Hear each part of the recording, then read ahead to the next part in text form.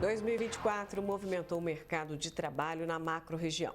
Nossas principais cidades tiveram saldos positivos na criação de empregos, mas ainda assim o desempenho ficou abaixo do esperado. Empresários têm cada vez mais dificuldade em contratar. E para entender esse assunto, nós ouvimos um time de especialistas. Confira. Agregando valor às comunidades, integrando a macro-região e formando opinião, no nosso núcleo de jornalismo, o consultor econômico José Rita Moreira. Em Araraquara, a economista do Sincomércio, Maria Clara Kirsch. E em Franca, o economista da Associação Comercial e Industrial, Rodrigo Souza. Moreira, começando contigo. Ribeirão Preto tem crescimento no número de abertura de vagas, mas o mercado achava que esse crescimento seria maior, que nós terminaríamos 2024 com mais vagas de emprego criadas. Ou seja, principalmente no comércio, a gente termina com o empresário clamando por um empregado. Está difícil para o pessoal. Como é que a gente conversa, então, com esse empresário para ele tocar 2025 com sucesso? Pois é, Felipe, boa tarde a você, a Clara, ao Rodrigo e a todos que nos acompanham. É uma situação complicada, né? Porque hoje a mão de obra, CLT, tem uma concorrência muito grande, né?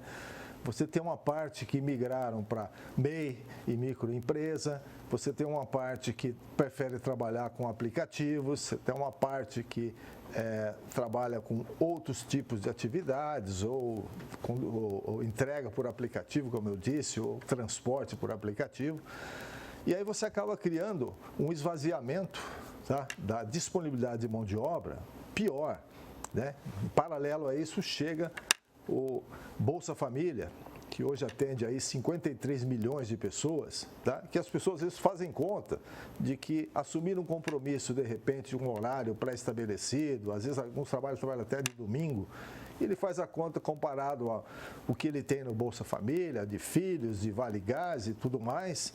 Então, essa cultura, na realidade, está destruindo a capacidade produtiva, tá, das pessoas, da cidade e a disponibilidade de mão de obra. Eu acho que não sou contra o Bolsa Família, mas eu acho que ele se estendeu demais e virou uma muleta, né? As pessoas não estão voltando para o mercado de trabalho, não estão dispostas a voltar. E isso é muito ruim, né? Você vê que hoje nós temos no Brasil 47 milhões de trabalhadores com carteira assinada contra 53 milhões de Bolsa Família. Então, é muito complicado o que se vê. Mas, de forma geral, eu acho que o empreendedor, o empresário, ele precisa da mão de obra, talvez criar maiores facilidades, oferecer treinamento, oferecer algum tipo de benefício a mais, talvez em termos de salário, de bonificação, para poder reter esse empresário e, principalmente, dar uma visão de carreira, né? Mostrar que se ele entrar ali, ele pode ter uma carreira.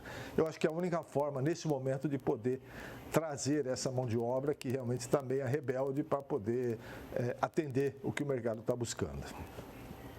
Maria Clara, Araraquara teve o melhor resultado nos últimos 3 anos em termos de crescimento, de criação de vagas de trabalho. Ainda assim, esse número de 2.600 vagas criadas é praticamente a metade de 2021, quando foram mais de 4.000 vagas criadas.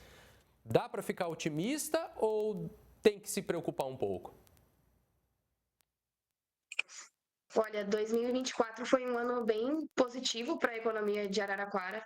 A gente teve aí a inflação que ainda estava mais controlada, né, até o ano passado.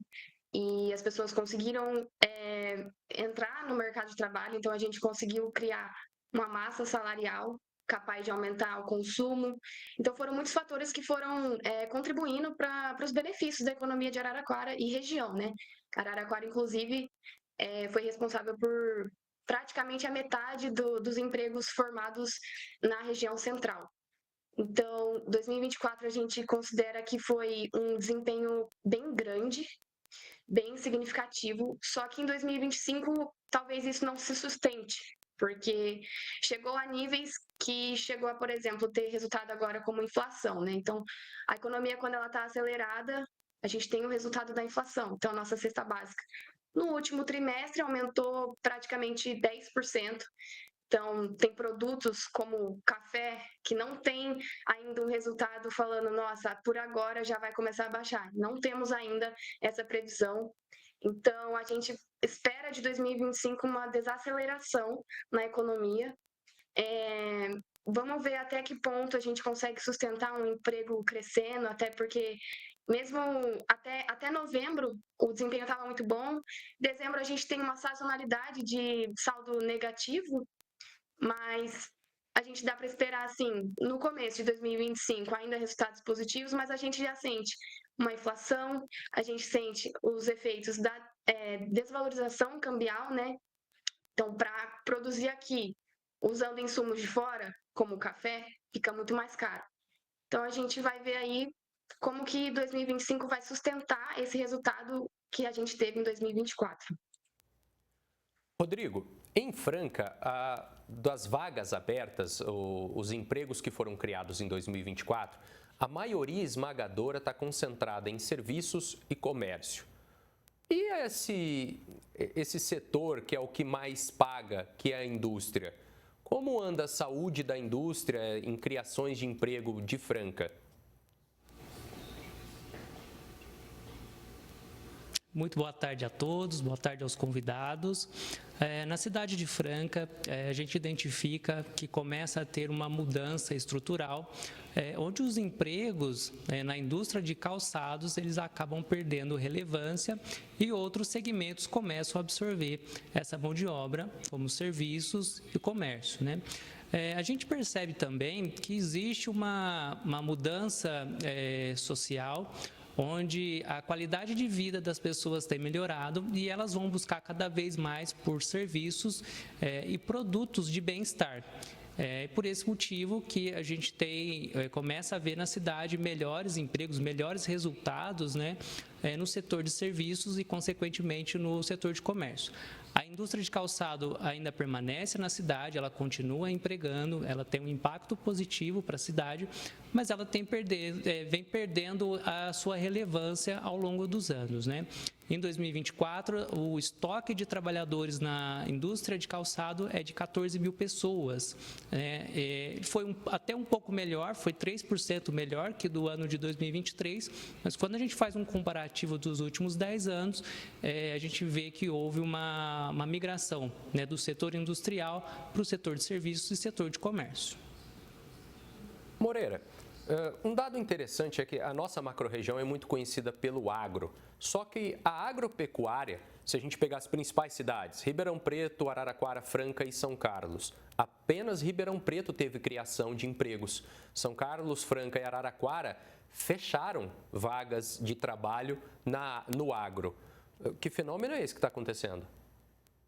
Pois é, Felipe, o agro continua sendo um destaque e o avanço tecnológico que se vê no campo, tá, não necessariamente está ligado à criação de novas vagas. Tá? A gente vê que essa tecnologia, automação no campo, ela permite, na verdade, substituir algum trabalho de mão de obra por alguma coisa mais especializada, né? Então, não é de se estranhar que isso aconteça, até porque a evolução permite esse tipo de coisa, a questão de custos, a questão de produtividade, tá? Então, a automação, ela vem, e ela não vem para tirar emprego de ninguém, na verdade, ela vem para aprimorar os empregos, né? Fala-se muito da inteligência artificial, na verdade, ela vai ser uma aliada para poder fazer melhor o trabalho. Tudo aquilo que for repetitivo, for operacional, a máquina pode fazer. Então, nesse sentido, não é de se estranhar o número, não. O agro, como eu disse, segue forte, ele segue produzindo, vai ser novamente o grande alavancador do PIB em 2025, com certeza, do Brasil.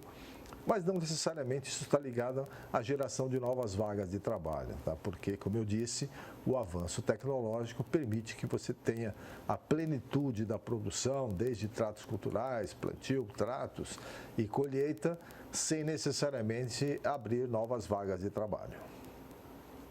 Maria Clara, diferente do que muita gente imagina, em algumas cidades a gente pode dizer que está sobrando emprego. Não é? Não sei se é o caso de Araraquara e eu queria saber isso de você, porque você trouxe na primeira resposta um alerta quanto a um pessimismo econômico para esse ano de 2025.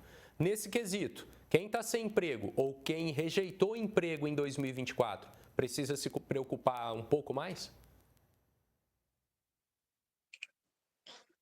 Eu acredito que 2025 mostre um cenário mais desafiador para quem vai entrar no mercado de trabalho, porque a gente vai ter uma desaceleração comparado ao nível que a gente observou em 2024. Agora, é importante dizer sobre quais tipos de emprego a gente está falando sobre, né? Então, o emprego profissionalizado está sendo difícil de satisfazer a graduação que as pessoas vão atrás, né? Então, as pessoas saem da faculdade e nem sempre estão conseguindo encontrar um emprego na área, né? Mas isso é diferente das vagas para empregos não profissionalizantes, né?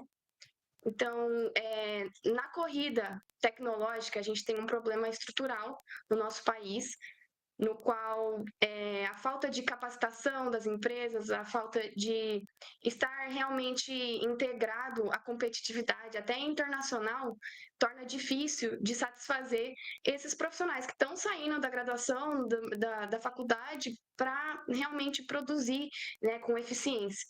Então, eu acredito que tem muito uma diferença entre o tipo de emprego que a gente está falando sobre. Tá, e o empresário, ele pode fazer o quê para ajeitar o seu lado e conseguir completar essas vagas com mão de obra? Eu acredito que o empresário, né, o setor empresarial, ele tem que estar alienado não, né, integrado ao que está acontecendo na economia, para não perder essas ondas de gente querendo realmente trabalhar. Então, que seja capacitação da empresa, que seja cursos, que seja, enfim, um investimento para atrair esses trabalhadores e manter eles, porque também contratar para depois já ter uma rotatividade, que é algo que acontece muito, é um problema para o empresário, né? Rodrigo, Franca, a gente já ouviu aqui em algumas análises que está ganhando um destaque muito grande no setor de café, superando inclusive exportações de sapato masculino. E nesse quesito, a gente tem um setor que abre possibilidades de vagas de trabalho, abre para inserção de gente qualificada também ou não?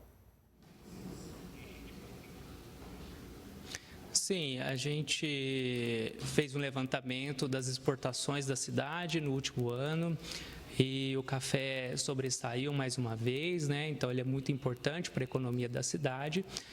Mas em relação ao emprego, não serão abertas tantas vagas assim em função da melhora, né, da exportação do café. Isso porque o agro, cada vez mais, ele está utilizando um maquinário, né? Então, quando a gente observa os dados do CAGED, você vê que a agropecuária, a participação de empregos dela é menor. E, por outro lado, também o emprego qualificado, aquele profissional que entende da terra, que entende de novas tecnologias, que o agro tem absorvido bem também, ele poderá, sim, conseguir novas oportunidades diante desse aumento do preço do café e também da demanda mundial, né? Porém, não é uma situação que vá ter uma participação, né? A geração de emprego no agro, ela não tem uma participação tão grande quanto a indústria de calçado de Franca, quanto o setor de comércio na cidade de Franca. Então, no nosso entendimento, é muito positivo o crescimento das exportações de café para a cidade e para a região como um todo, porém, no mercado de trabalho, não haverá assim, um excedente de ofertas para contratações, né? Mas sim, aquela contratação pontual, aquele profissional especializado, aquele profissional que domina as novas tecnologias que estão sendo usados no agro. Então, essa é a nossa visão sobre esse segmento. Moreira, só para a gente encerrar, aí eu quero usar da tua experiência e a tua opinião pessoal. Olhando para Ribeirão Preto, que é uma cidade que oferece muitos cursos profissionalizantes, muitos desses inclusive gratuitos, o pessoal do comércio, do centro logístico oferece esses aprimoramentos também para poder abastecer as vagas que estão faltando agora nas lojas, no comércio da cidade. E ainda assim não aparece muita gente para se qualificar, né? Não só não aparece trabalhador, mas não aparece pessoas para completar esses cursos. Qual o futuro disso? Pois é, André, eu entendo o seguinte, mesmo as pessoas que têm alguma predisposição a empreender, a montar o seu próprio negócio, a ser o seu próprio patrão, ele precisa se especializar, ele precisa fazer cursos, ele precisa entender como funciona. Nós vimos no último ano, por exemplo, o número de empresas que abriram e fecharam durante o próprio ano, pelo menos metade das empresas que abriram fecharam e outros 25% fecharam em mais um ano, né? Por quê? Porque abrir uma empresa, que seja uma microempresa, é complicado, tem muitas variáveis e às vezes nós vimos, por exemplo, a inadimplência que ficou muito forte aí nas MEIs. No ano passado fizemos uma matéria sobre isso, justamente é por desconhecimento, às vezes, ou por negligência. Então, não é assim. Esses cursos, com certeza, eles ajudam, tá? E nós precisaríamos, talvez, despertar a cultura dessa comunidade para a necessidade de se aprimorar, porque os outros estão correndo atrás, os outros. Quando eu dava aula na faculdade, eu dizia o seguinte, vocês querem só saber o suficiente para tirar nota? Ótimo, mas os seus vizinhos aqui estão se aperfeiçoando, eles estão se aprimorando e amanhã vocês vão disputar o mercado de trabalho juntos. Eles vão ter maior chance que você. Então, a mesma regra se aplica aqui, né? Se aprimorar. Hoje em dia, tem uma série de ferramentas de capacitação disponíveis aí, gratuitas, importantes. Tá? E já avançando um pouquinho, já que é a fala final, Felipe, o ano passado, por exemplo, 2024, São Paulo produziu 469 mil vagas de emprego. Só o estado de São Paulo. O segundo colocado foi o Rio de Janeiro com 145 mil. Ou seja, São Paulo produziu praticamente 3 vezes mais do que o segundo colocado. E canalizando mais ainda aqui para Ribeirão Preto, a questão de construção civil, por que a construção civil está em evidência nesse momento e contratando? Nós estamos num momento da economia em que existe uma certa insegurança sobre o que acontece com as aplicações financeiras, a gente está falando de déficit fiscal, a gente está falando sobre inseguranças políticas que se está vendo, muita discussão, as pessoas ficam receosas de aplicar o seu dinheiro. O que eu vou fazer? Olha que interessante, esse dinheiro se canaliza como se fazia há 20, 30 anos atrás, para um negócio chamado ativos estáveis. O que é isso? É imóveis.